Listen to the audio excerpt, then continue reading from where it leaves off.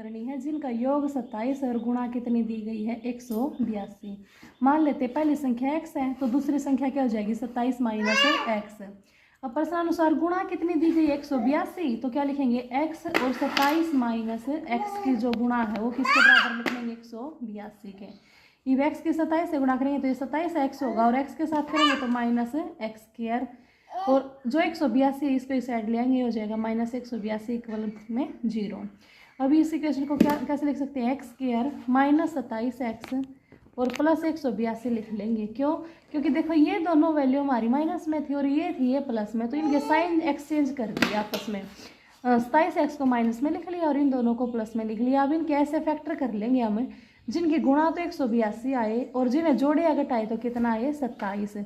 तो 13 और 14 की गुणा तो कितनी होती है 182 होती है और इन दोनों का जोड़ कितना होता है 27, और ये संख्या में माइनस में चाहिए है और मल्टीप्लाई प्लस में, तो इन दोनों वैल्यू को हम माइनस में लिख लेंगे।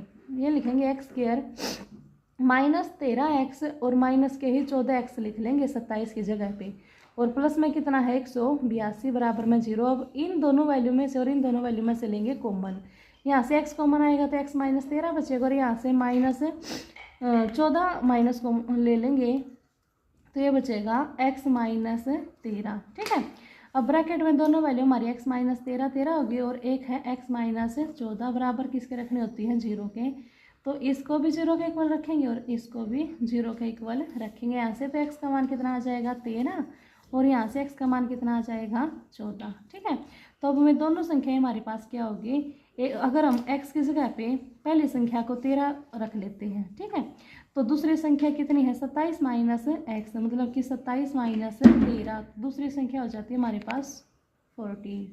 और अगर हम पहले x की जगह पे 14 रखते हैं तो दूसरी वैल्यू क्या हो जाती है 27 माइनस 14 करते हैं तो 13। इसका मतलब एक संख्या हमारी 13 है, फर्स्ट संख्या कितनी है 13 है और जो सेकंड संख्या है वो हमारी कितनी है 14 है।